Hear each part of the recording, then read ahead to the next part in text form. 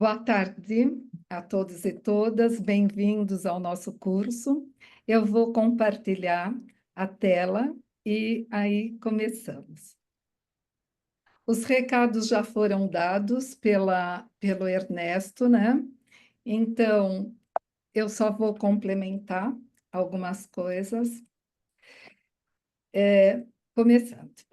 Então, eu vou lembrar que esse curso é um curso de extensão. Por ser um curso de extensão, ele tem um público aberto. O objetivo dele é levar a pesquisa que está sendo feita academicamente para a sociedade. Por isso, não é feita nenhuma exigência para esse público, né? Esse público não precisa ter conhecimento no assunto. Posto isso, a gente vai concluir o quê? Que aqui pode ter pessoas que conheçam o assunto, que vivam dentro dessa tradição, estudiosos, assim como aqueles que não têm, que querem se aproximar. E é isso que nós vamos fazer, né? Essa exposição para que essas pessoas possam se aproximar do tema. O curso, o Ernesto já falou dos 75% da frequência. O curso está dividido em 4 aulas. A primeira, Judeus, Judaísmo, Judeidade e Introdução, que no caso é de minha responsabilidade. A segunda aula, Imigração Judaica Sefardita, Origens e Cultura, que é com a pesquisadora Adriana Boab Bialski. A terceira aula, Imigração Judaica Askenazi, Origens e Cultura, é com o pesquisador Ernesto, que vocês acabaram de ver, né? Ernesto Mifano Onigsberg. A quarta aula, Sinagogas como Patrimônio, é com a pesquisadora Miriam Rosenblit Schwarzbart. Nós temos o apoio do SEGE, Centro de Estudos Judaicos, da USP, que está gravando essa nossa aula. Então, vamos lá. Eu vou me apresentar um pouquinho, o que é que tem dentro da minha formação que ajuda ou que me possibilitou chegar nessa pesquisa que vai ser apresentada hoje. Eu trabalhei com ensino de língua e literatura brasileira e portuguesa. Atualmente, eu ensino língua portuguesa para pessoas que estão em deslocamento forçado pela instituição Missão Paz, o que me possibilitou a aproximação com a temática migratória. Estudei hebraico bíblico, fiz pós-graduação com especialização em cultura judaico-cristã, história e teologia, no Centro Cristão de Estudos Judaicos, e também com isso foi possível que eu fizesse 2 cursos em Israel sobre judaísmo. Depois eu migrei para o hebraico moderno na USP. Na sequência eu fiz, não, na sequência não, né? Em paralelo eu fiz o mestrado no programa de pós-graduação Letra, que é Letras Estrangeiros e Tradução, da FEFELESH, na área de estudos linguísticos, com pesquisa sobre as relações entre judaísmo e cristianismo, através da análise de discursos, pautados nos pensamentos do filósofo da linguagem Mikhail Bakhtin e, obviamente, seus contemporâneos, estudiosos de agora também de Bakhtin. Por conta disso, eu fiz um mergulho na história da tradição judaica, principalmente da França, que foi onde eu desenvolvi parte das minhas pesquisas. Eu fui orientada pelo professor Dr. Gabriel Steinberg, o que me despertou o interesse pelo estudo da história do povo judeu através da literatura.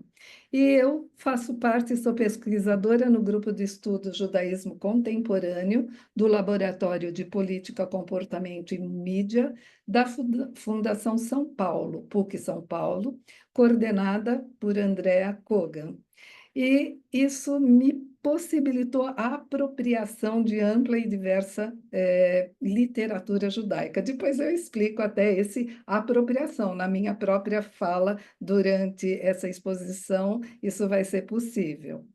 O meu e-mail é marquemalúcia e eu o deixo para que, caso haja dúvidas e que não sejam possíveis serem esclarecidas durante o período dessa 1 hora nossa, podem escrever que a gente pode conversar. sobre. Agora, eu começo o nosso conteúdo dizendo que dentro de judeu, judaísmo, judeidade, uma introdução, o meu objetivo especificamente nessa aula é introduzir noções sobre a tradição judaica que sejam facilitadoras para a compreensão do conteúdo que será apresentado nas demais aulas, que são muito mais específicas e aprofundadas. Só que esses termos, muitos nomes que a gente vai tratar hoje, eles são muito comuns para uma parte do nosso público, mas não para todos. E o que a gente quer é caminhar junto, né? Então, é isso que eu vou tentar fazer, aproximar esses termos. Eles vão ser revistos, eles vão ser aprofundados nas 3 aulas posteriores. Então, se ficarem dúvidas, de qualquer maneira, elas serão esclarecidas. Para começar essa conversa, nós vamos ver o que é ser judeu por quem se autodeclara judeu. Depois disso, nós vamos abrir o nosso olhar para ver um pouco de outras perspectivas judaicas, outras, ou um componente, algumas só, né? Sob a perspectiva religiosa, cultural e étnica histórica. E, na sequência, nós vamos olhar a origem dessa imigração. Eu sempre preciso frisar que todo o nosso objetivo é levar o quê? Todo esse conhecimento para a área da imigração judaica brasileira. Só que a gente não pode chegar no Brasil sem saber o que veio antes, né? Então, qual é a origem de toda essa imigração judaica? Nós não vamos fazer um aprofundamento, mas pelo menos passar sobre, porque é diferente quando a gente diz assim: esse imigrante é afegão, ou é um venezuelano, ou é um colombiano. É diferente do judeu, por quê? Porque quando você fala afegãos, de onde eles vieram? Do Afeganistão. Venezuelanos, Venezuela. Colombiano, da Colômbia. Eles podem ter passado por outros locais e chegaram aqui, mas o que você vai falar, a origem deles é essa. Agora, quando nós falamos judeus, de onde eles vieram, né? Então, o que a gente não quer é a resposta: vieram de Israel. Né? Podem ter vindo de Israel? Podem, mas só de Israel a gente vai ver o porquê não, né? E o que eles trouxeram em suas bagagens? Então, é extremamente importante que a gente observe isso. O que é que tem na bagagem? A gente sabe que na bagagem do imigrante, como em qualquer outra, vem muita coisa concreta. Mas, além das concretas, vem também as abstratas, aquelas que você não vê, que estão lá dentro dele e que ele traz junto dele. E quais os registros literários de suas histórias e memórias, né? Então, é uma brevíssima apresentação, mas necessária, porque, novamente, é diferente você falar de literatura judaica e ter a noção do que ela é sem você ter tido nenhuma aproximação com o conteúdo. Então, vamos lá, né? Nós vamos começar por imagens, porque, na verdade, são as imagens que mais circulam nos meios atuais de comunicação. Nós sabemos que muitas vezes, dentro do imaginário das pessoas, mal batem o olho e já criam conceitos, e esses conceitos vão se espalhando pelas mídias sociais. Nós não vamos fazer isso, nós vamos pensar um pouco sobre essas imagens. Quando a gente observa, por exemplo, essas imagens agora, o que que a gente vê entre elas? A gente observa visualmente semelhanças ou não, né? A princípio, a gente pode filosofar sobre isso. Nós podemos dizer, é claro que tem semelhança, todos são seres humanos. Sim, mas mesmo enquanto são seres humanos, todos somos diferentes. Visualmente, aqui parece que não há algo em comum, parece-nos que são diferentes. Mas agora a gente acrescenta a informação, o conhecimento, né? E a nossa visão vai mudando, ela vai ganhando uma forma. O que que a gente pode falar sobre isso? Eu posso dizer para vocês que essas imagens, elas foram tiradas onde? No Museu Judaico de São Paulo. Elas foram tiradas de um mural interativo que tem logo que você entra. E que todas essas pessoas estão respondendo a uma questão: o que é ser judeu? E aí, lá, você presencia respostas diversas. Eu vou ler só algumas para vocês. Alguém aqui respondeu, né, que ser judeu, para ela, contribuiu para uma grande mudança na vida dela, em termos de visão de mundo. Uma outra pessoa responder: ser judeu para mim é o dia a dia.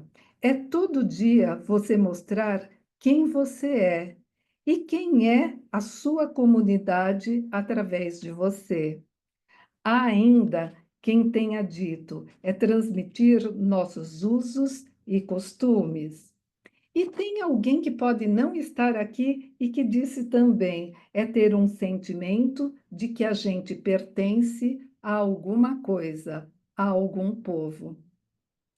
Então, nós vimos aqui que as respostas, elas são diversas também, né? Então, elas não dizem a mesma coisa ou dizem, mas de formas diferentes. E tem ao lado desse mural uma citação de Amos Oz que até o Ernesto me lembrou outro dia. E essa citação diz assim: nós judeus somos notoriamente incapazes de concordar sobre qualquer coisa que comece com as palavras nós judeus. Então, é do livro do Amos Oz que nós vamos ver um pouquinho mais para frente. Visto isso, e como nós sabemos que há dentre muitas pessoas uma visão muito unilateral da imagem do judeu e que circula a todo momento pelas mídias, nós vamos um pouquinho à frente, né?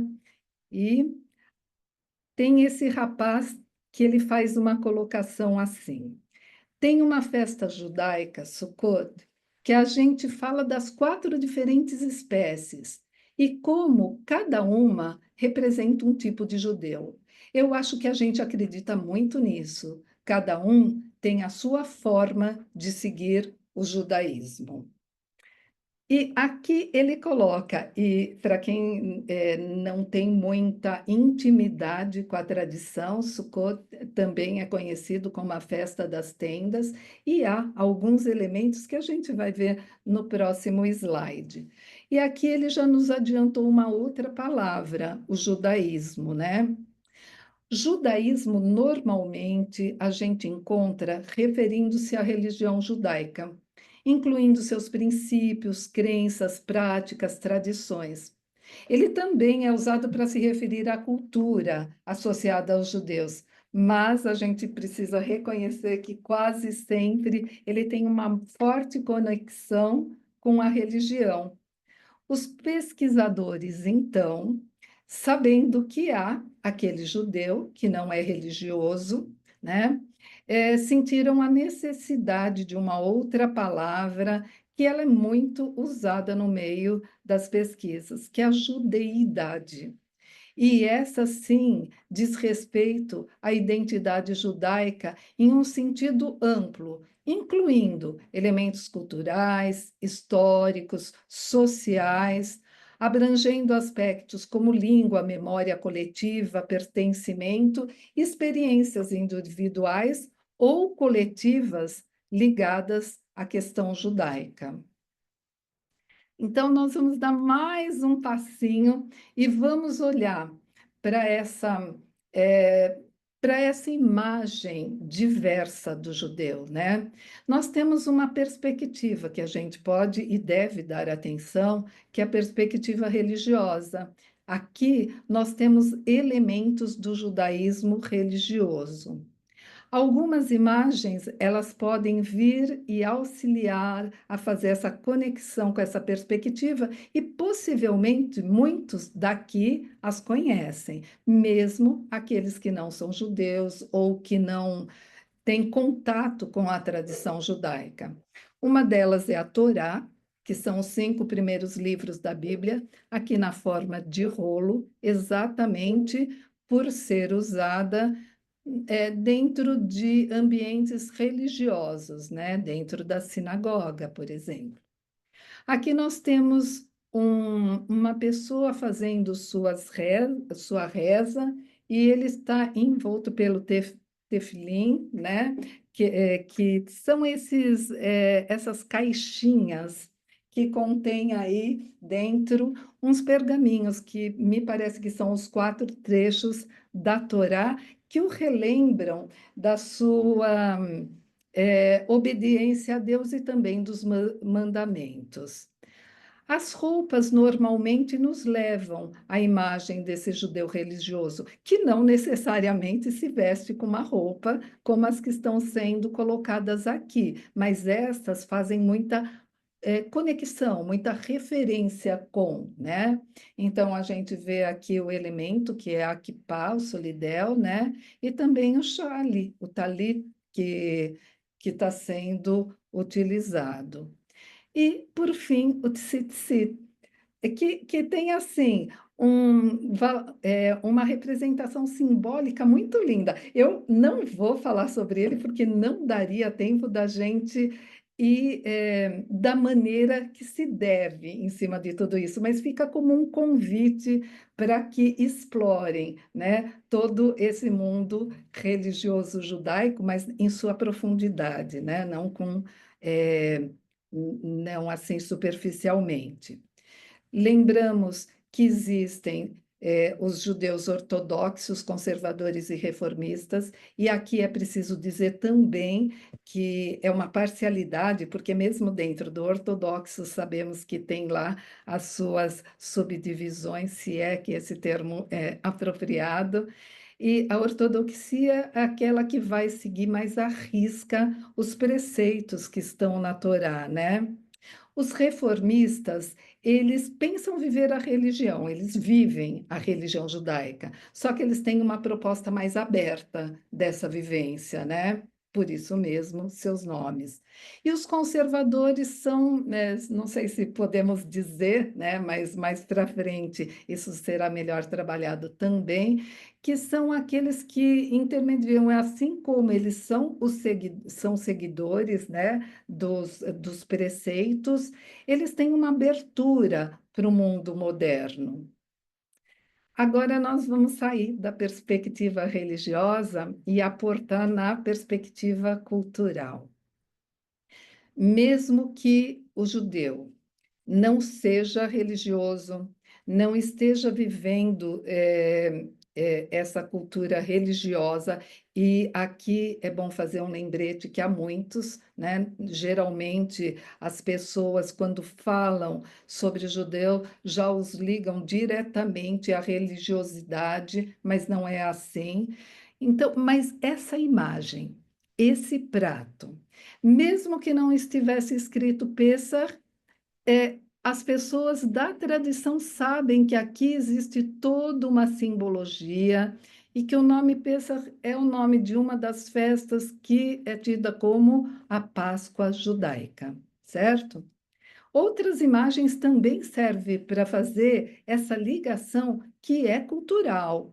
Por exemplo, você está passando na frente de uma vitrine, como eu, a maioria disso daí são fotos que eu tiro. Aí você vê uma Hanukkah. Para onde ela te leva? Para a festa de Hanukkah, né? Que foi agora, esses dias atrás, né? Também aqui alguns elementos. Eu coloquei aqui a Sukkot, mas não coloquei tenda. Por quê? Porque aquele rapaz falou dos elementos, os elementos que são diferentes.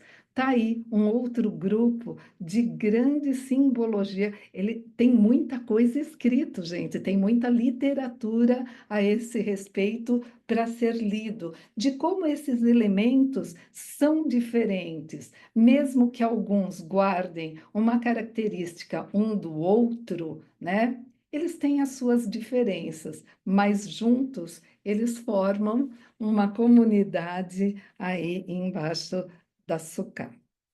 Temos o outro, a nossa outra imagem, que é do Shabat. Ela nos leva, né? São elementos, aí você tem lá, você tem as velas que estão te levando ao Shabat, que é um período semanal de descanso, é o sábado, né? Não só de descanso, ele tem um significado diferente para diferentes pessoas dentro da tradição. Então, alguns vão só descansar, alguns outros não. Eles vão ter um comprometimento com esse período numa série de, eu não sei, não seriam nem atividades, né? Uma série de práticas religiosas, como a leitura da Torá, a recitação de orações. Ele começa sempre quando o sol se põe na sexta-feira e vai até o pôr do sol no sábado, né? E mesmo aqueles que não são religiosos, há um cumprimento que é feito, e aliás, mesmo quem não é judeu gosta muito de receber. Eu falo sempre que quando desponta a primeira estrela no céu, que é o Shabbat Shalom, né? Então, Shalom é paz, então é um desejo muito bem-vindo e é muito bom de ser enviado também. Outros, outra perspectiva que a gente vai ver um pouquinho, assim, gente, é tudo um pontinho o que eu estou fazendo para chamar para todo esse universo, né? Então, é a étnica histórica. Quando você fala judeu, normalmente são feitas algumas conexões, como, por exemplo, historicamente, terra de Israel, com a Torá, com a língua hebraica. Então, eu peguei um momentinho só, que é do. Minutinho só para eu tentar acionar o laser aqui, que é desse mapa. Isso há milênios atrás, milênios mesmo, né? São quase um milênio antes da Era Comum, onde você tem a terra de Israel dividida nos dois reinos, né? Eu não sei nem se eu deveria falar terra de Israel para essa divisão, mas não. A gente tem o reino de Israel e o reino de Judá, onde estão distribuídas as 12 tribos de Israel. Isso é muito conhecido por nós, por quê? Porque está dentro da Torá, né? E a Torá é conhecida, é o livro mais lido, mais traduzido, e que, e que vem, é uma coisa assim, excepcional, porque ele vem atravessando séculos e séculos e trazendo essa história. E mesmo aqueles que contestarem a história, nós sabemos que ele serve como fundamento para pesquisa de arqueólogos, historiadores, antropólogos, e também que essa ideia é muito, ela permanece viva, né? Então essa história permanece viva, tanto que essa outra foto aqui, ela foi tirada, né? Elas são separadas, eu só as juntei aqui, numa cidadezinha lá em Israel que é Gani Avni. Então, lá tem essa memória feita às 12 tribos de Israel, né, que estão aí, Gad, Asher, Yosef, Benjamim e os demais. E é isso, é algo que é histórico e que permanece sendo rememorado sempre, né? O barulhinho aí já passou. Então, essa é a história que a gente quer lembrar. Mas por que que eu estou colocando isso? Primeiro, para a gente ver essa perspectiva, mas também para abrir o quê? Horas. Então, quando eu digo que um judeu imigrou, ele imigrou de Israel para o Brasil. Vamos conversar um pouquinho sobre isso também, né? Nós sabemos, opa, nós sabemos da diáspora. Então, diáspora é o termo que a gente vai usar para quando as pessoas estão fora do seu lugar, vivendo em outro espaço geográfico, mas a gente vai ver aqui um porquê disso. Então, dentro dessa história muito antiga, a gente vai lembrar como sendo a primeira diáspora dos israelitas o momento da destruição do primeiro templo. Então, nós sabemos que em Jerusalém, quando foi destruído o primeiro templo, houve um exílio de judeus para a Babilônia, né? Nabucodonosor os levou para lá, mas obviamente não foram todos. Não desocupou Jerusalém e foi todo mundo para a Babilônia. Ficaram israelitas, né, que é o termo mais adequado nesse momento histórico, em Jerusalém, e aqueles líderes, aqueles pensadores estudiosos foram para Babilônia. Mas assim como foram, passam décadas, eles voltaram, né? Quando Ciro II está lá no poder, aí é permitido que se volte para o Sion. Mas nesse momento, voltam todos? Não, também, né? Aquele que quis ficar, ficou. E também nas regiões, eles podem ter feito o quê? Se espalhado. O que eu queria ressaltar desse movimento é o movimento migratório, né? O movimento migratório é isso. Não são pessoas que entram, saem ocasionalmente, não. Elas vão e levam consigo suas bagagens culturais, suas histórias de vida. E no lugar que elas vão viver, isso vai ser posto, e isso vai ser também dividido com as pessoas, assim como elas vão fazer o quê? Elas vão viver a cultura local também. Esse movimento é importante.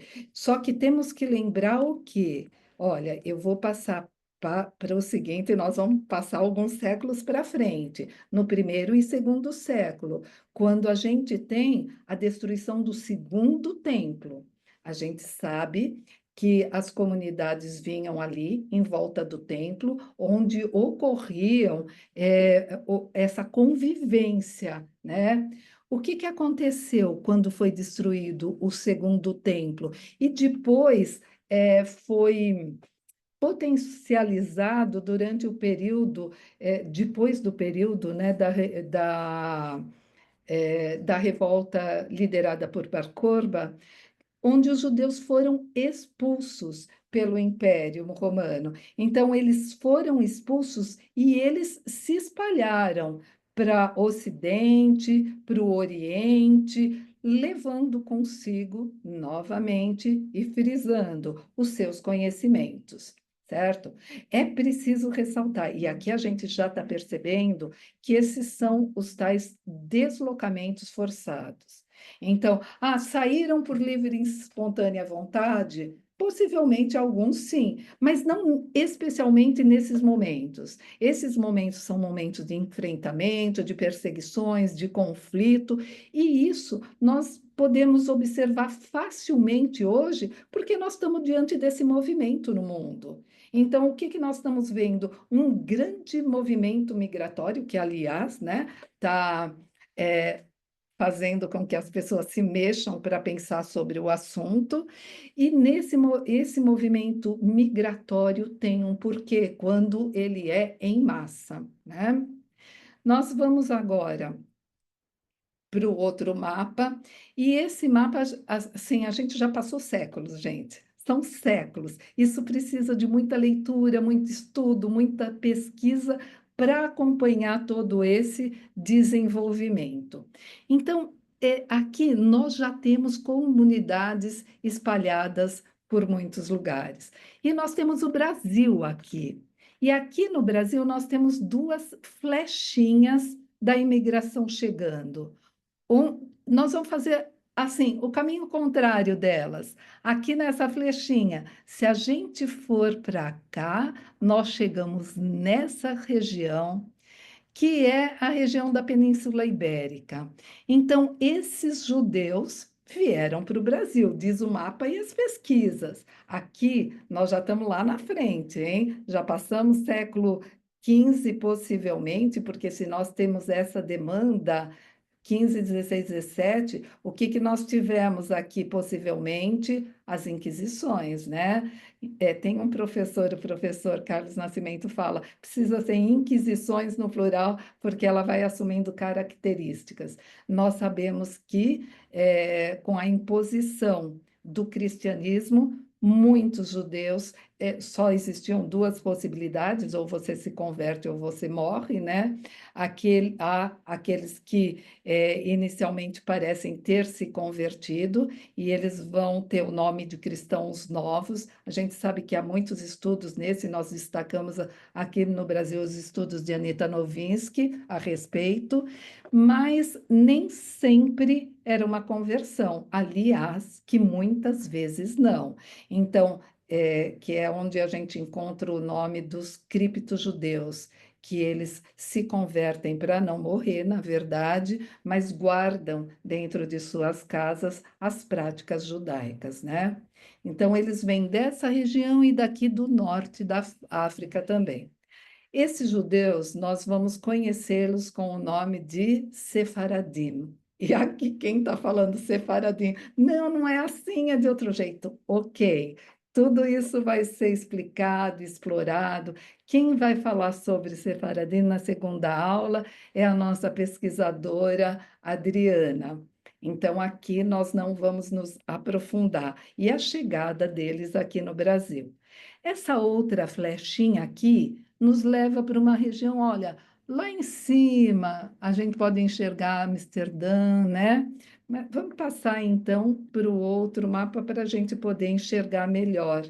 Nós estamos falando de quem? Nós estamos falando desses judeus que nós vamos chamá-los de Ashkenazim, que estavam estabelecidos na Europa Central e Oriental e os seus descendentes também. Esse mapa já avançou no tempo, nós vemos aqui que ele tem imigrações de diferentes épocas, e aí a gente precisa esclarecer. Há muitos motivos para essa movimentação toda, gente. Isso não aconteceu ao acaso. Isso aconteceu fruto do quê? De perseguições, inquisições, cruzadas, movimentos antissemitas, pogroms, nazismo, o Holocausto, a Shoah, né? A criação do Estado de Israel com o êxodo dos judeus de países árabes. Então, nós temos aí uma grande movimentação de judeus e muitos chegaram ao Brasil. Todos os números, as outras informações virão nas aulas 2, na aula 3, na aula 4. Quem vai falar sobre o Ashkenazim será o Ernesto, né, que reforçando o Ashkenazim, são esses judeus estabelecidos na Europa Central e Oriental, seus descendentes também, que trazem para o Brasil a língua do seu local de origem e o Yiddish. Aqui eu lembro o professor Saul Kirschbaum dizendo que os pais dele vieram da Polônia. Não falaram essa língua de origem, não. Falaram mesmo do Yiddish, né? E o que é Yiddish? Assim, o Ernesto vai explorar muito bem isso. Só vamos dar assim uma pequena explicação. É, é uma mistura do hebraico, e lembremos que o hebraico era língua sagrada, né? Usada nos livros sagrados, mas ela está misturada com quem? Ela está misturada com o alemão, tanto que há pessoas que não admitem o nome de Yiddish, eles falam judeu-alemão, e com as línguas eslavas, né? E, novamente, segundo o professor, essa língua foi ganhando uma série, assim, de sugestões de outros idiomas pelos lugares pelos quais eles foram passando. O Sefaradim, que nós vimos, né? Agora dá para a gente ter pelo menos uma ideia geográfica de onde eles vieram, da Península Ibérica, Portugal, Espanha, Norte da África e seus descendentes, trazendo línguas de seu local de origem do país, né? Às vezes da cidade, porque a gente sabe que no Norte da África, principalmente, muitos idiomas eram e são falados, né? Mas trouxeram também quem? O ladino e a Ractia, né? O ladino também chamado de judeu-espanhol, que agora a mescla vai ser essa, mas todos esses dois termos, a Adriana, na próxima aula, vai aprofundar e esclarecer de uma forma muito competente e bela, como ela sabe fazer. E os judeus Mizrahim, que são aqueles que estavam estabelecidos no Oriente Médio, que inclui judeus vindos do Iraque, Irã, Líbano, Síria e seus descendentes, trazendo várias línguas. É aí que vem o árabe, o francês, o inglês, né? Olha a beleza do que é a imigração, né? A imigração traz um conjunto de de boas ideias para serem somadas. Então, nós vamos falar. Desculpa a interrupção, não, só para te falar do horário, 6h42, tá bom? Agora Só eu para a tenho gente não passar muito do horário. Obrigada. horário. Sim, eu vou correr então agora, gente. É só uma pincelada. Nós temos aqui a língua hebraica bíblica, né? A Safá Ivrit Ketuvá Miamin Lishmol. Então, o que eu apresento para vocês? Que a língua hebraica tem um outro caractere, aqui, hebraico bíblico. Bom, todo hebraico é escrito da direita para a esquerda, certo, gente? Mas a apresentação é que ela tem um outro caractere e carrega aqui os sinais massoréticos ou Nikud, como queiram colocar. Onde nós a encontramos? Torá, dentro da Torá, que pode estar na forma de rolo ou pode estar na forma de livro. Esses livros são para os estudiosos, né? Dentro da sinagoga no rolo. Aqui eu pus uma página do Talmud, apesar de não ser escrita em hebraico, mas é que é muito linda, né? Então, ele traz o aramaico com a Mishnah e com a Guemará. Isso para dizer o quê? Eles são livros sagrados, mas diferente de outras tradições, eles são discutidos, eles são lidos, pensados, discutidos e registradas essas discussões, né? Depois nós temos o Ivrit Modernit, que é o hebraico moderno, que agora se apresenta dentro dos mesmos caracteres, mas sem os sinais massoréticos para os adultos, né? Não, para os adultos não, para a linguagem geral, mas para as crianças eles são alfabetizados ainda com a vocalização, com as vogais, né? Aqui eu mostro aí rapidamente, mas por favor, se debrucem sobre ele, Eliezer Ben Yehuda, porque ele é aquele que ativou nos tempos atuais, né, o hebraico moderno. Então, foi um trabalho exemplar feito do final do século XIX, começo do século XX também, onde essa imagem diz muito. Se deitar sobre os livros e levantar um vocabulário. Por quê? Porque no tempo bíblico não existia esse vocabulário, nós não estávamos nesse mesmo contexto. Essa língua aparece em placas, né? Nós vemos aqui em hebraico, em árabe, que também é língua de Israel, e transliterado. O jornal, né, a Haaretz, que escrito todo em hebraico, e eu correndo aqui para mostrar que nas estradas todas as placas são assim. Aqui é uma, eu gosto de ver isso, porque olha aqui, ó, universitar, né? Está escrito com os caracteres hebraicos, mas você sabe o que significa essa palavra, porque ela é muito próxima, né? Nós vemos também em diferentes lugares, isso daqui foi em Ganiávine, então tem esse cachorrinho e na calçada estava escrito, eu achei uma graça, e está aqui para vocês, Ani Atcheli, a Cita, ele está dizendo que ele fez a parte dele, a chave agora é a sua vez de coletar, né? Faça a sua parte que é de coletar. Aqui é uma imagem do muro da Cidade Velha, cidade antiga, velha não, nunca, da Cidade Antiga, que teve um Festival das Luzes, e eu achei extremamente interessante, porque ficaram passando citações de vários autores. E aqui, quem que está aqui? Quem lê hebraico sabe, olha, Paulo Coelho. Não é Paulo Coelho, porque nós não temos o lho, o som, né? Mas dá para você chegar, né? Então, aqui a Olan, ele está falando o quê? Você é a luz do mundo, né? Brilhe e a escuridão desaparecerá. Aqui uma placa em Mitzpe Ramon, escrita nas diferentes línguas, para que as pessoas possam estar informadas. E aí nós chegamos na literatura. Por que que eu quis apresentar também as línguas? Para a gente entender que tudo isso forma uma literatura que está, através de Singer, escrita em Yiddish, que está escrita em hebraico nos mais variados livros que nós temos aqui, e possibilitados, através de grandes tradutores, para o acesso da língua portuguesa. Então, a gente tem Nancy Rosenchan fazendo um excelente trabalho, nós temos o professor Moacir Amâncio, muitos deles são professores dentro da USP, né? Traduzindo poesia hebraica e também dando notas para que a gente possa fazer uma leitura e entender o que ela é colocado. Nós temos Meir Shalev e Amos Oz, através de trabalho, de pesquisa do professor Gabriel, que está disponível nas teses USP. Aí você é capaz de entender o contexto político.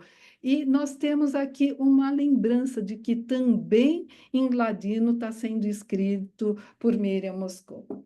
Aqui eu passo para a literatura judaica, né, brasileira, que é onde eu estou aportada agora. Samuel Havet e Moacir Scliar como dois representantes dos imigrantes aqui no Brasil. Aqui, o professor Krauss escrevendo um pouco de ficção a respeito da imigração também. Marcos Lolovich, e aqui nós temos também a Rosana Meijers, que fez um grande trabalho, ela, sobre registro das memórias do pai dela. É um trabalho que foi desenvolvido também dentro da USP. E esse é um trabalho de Fábio Stenberg, que eu vi há pouco tempo circulando. Tanto Marcos Lolovich quanto Fábio Stenberg, eles têm uma linguagem muito fácil de ser lida, mas é muito interessante porque esses livros guardam memória. Mesmo que o tempo esteja acabando, Adriana, me desculpe, mas eu preciso fazer uma pequena leitura para justificar esse tipo de proximidade com essa literatura judaica, que são já dos descendentes. Moacir Scliar, ele escreve o prefácio de Uma Clara Manhã de Abril, e ele diz assim, olha, existem textos cuja importância por alguma razão obscura, subestimada dentro de uma literatura. Numa Clara Manhã de Abril está neste caso, não tanto por seu valor literário, que é apreciável, mas que não se traduz em uma inovação formal ou arroubos de imaginação, mas como uma obra documental. Seu valor é inestimável. Então, são as memórias que aí estão guardadas que são importantes. Aqui eu apresento, assim, rapidíssimo, Imigrantes Judeus Escritores Brasileiros, é uma porta-entrada escrito por Regina Igel, para a gente se aproximar desses escritores. Muitas obras, como o do professor Saul Kirschenbaum, sobre diversos autores, onde você, através da escrita daquele professor, que é um especialista no autor, você tem acesso mais fácil a todos esses textos. E aqui o professor Krauss dando para a gente uma ideia da literatura de imigração judaica oriental. Também não posso deixar de passar que há uma extensíssima literatura que tem que ser lida, tem que ser consumida, isso sim deve ser consumido, para que a gente possa se aproximar com profundidade de tudo isso que foi assim pincelado nessa aula, né? Faço aqui um destaque para o nosso Heschel, né? Por quê? Porque além de você se aproximar de fatos históricos, você precisa se aproximar um pouco da filosofia judaica para entender como funciona a cabeça, os hábitos, os costumes. E fecho a minha apresentação com esse livro, Os Judeus e as Palavras, de Amos Oz e Fânia, sua filha, onde ele responde aquela pergunta que não foi respondida no início e que eu não responderia. Mas ele responde: quem é judeu? Quem quer que esteja brigando com a pergunta: quem é judeu? Aqui está a nossa definição pessoal. Qualquer ser humano que seja louco o bastante para se chamar de judeu é judeu. É um judeu ou judia, bom ou mal? Isso cabe ao judeu seguinte dizer. E aqui encerro, né, com toda essa irreverência de Amos Oz. Muito obrigado. Encerro aqui minha apresentação.